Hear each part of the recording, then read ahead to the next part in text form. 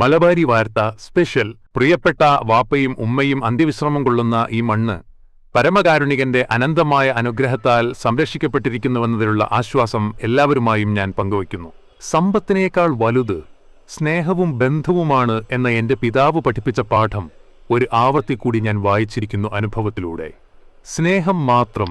കഴിഞ്ഞ 2-3 ദിവസം കേരളം ശ്രദ്ധിച്ച വിഷയമായിരുന്നു MK മുനീറിന്റെ കടബാധ്യത തന്നെ പിടികൂടിയ കടബാധ്യതയെയും മോശം ആരോഗ്യാവസ്ഥയെയും കുറിച്ച് വിവിധ മാധ്യമങ്ങളിലും സോഷ്യൽ മീഡിയയിലും അദ്ദേഹം തുറന്നു പറഞ്ഞു.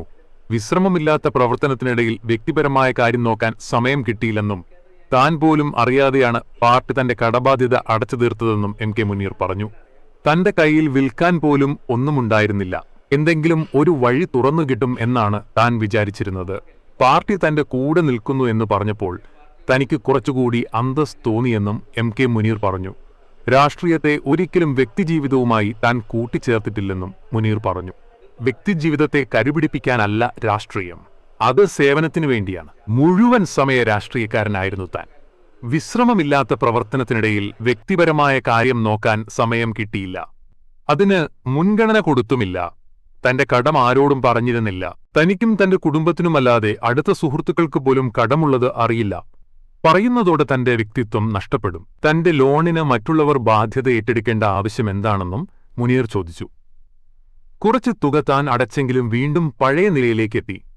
താൻ പലതും കാൽക്കുലേറ്റ് ചെയ്തിരുന്നു, പക്ഷേ ഒന്നും നടന്നില്ലെന്നും മുനീർ തുറന്നു പറഞ്ഞു.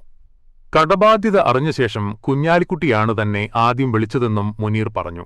എന്തുകൊണ്ട് തന്നെ അറിയിച്ചില്ല എന്നാണ് അദ്ദേഹം ചോദിച്ചത്. കടമടച്ചു തീർത്തത് അദ്ദേഹം തങ്ങളുമായി കൂടിയിരുന്ന് തീരുമാനിച്ചതായിരിക്കണം. കടമടച്ചു തീർക്കുന്ന കാര്യം തന്നോട് പറഞ്ഞിരുന്നില്ലെന്നും ലോൺ സെറ്റിൽ ചെയ്തുവെന്ന് ബാങ്ക് അധികൃതരാണ് തന്നോട് പറഞ്ഞതെന്നും മുനീർ പറഞ്ഞു. തന്റെ ബാങ്ക് അക്കൗണ്ട് നമ്പറും ഗൂഗിൾ പേ നമ്പറും ചോദിച്ച് ഒരുപാട് പേർ വിളിച്ചു, പക്ഷെ കൊടുത്തില്ല.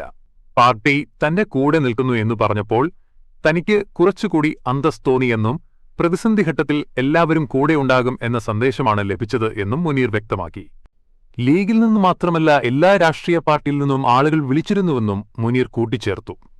തെരഞ്ഞെടുപ്പിൽ മത്സരിക്കാൻ താൻ ആഗ്രഹിച്ചിരുന്നില്ലെന്നും മുനീർ വ്യക്തമാക്കി. പാർട്ടിയാണ് താൻ മത്സരിക്കണോ വേണ്ടയോ എന്ന് പറയേണ്ടത്. പാർട്ടി എന്തു പറഞ്ഞാലും താൻ ചെയ്യുമായിരുന്നു. ആരോഗ്യം മോശമായതിനാൽ ഓടി നടന്ന് പ്രവർത്തിക്കാൻ പറ്റില്ല എന്ന് തനിക്കും പാർട്ടിക്കും അറിയാം. പാർട്ടി അത് മനസ്സിലാക്കി. അത് ഒരുതരം ചേർത്തുപിടിക്കലാണെന്നും മുനീർ പറഞ്ഞു.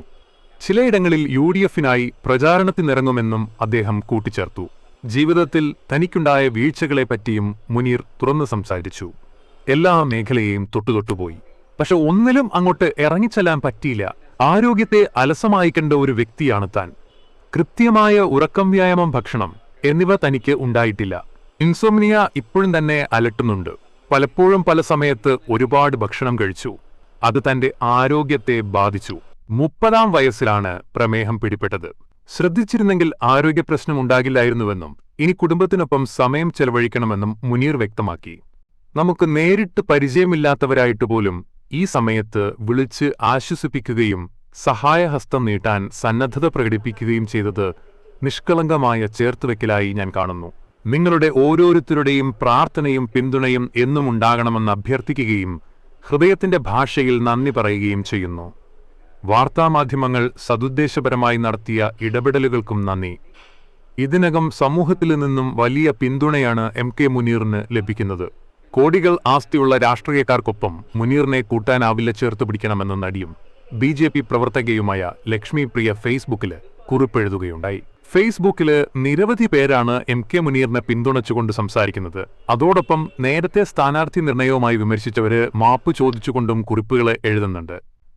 മലബാരി വാർത്ത.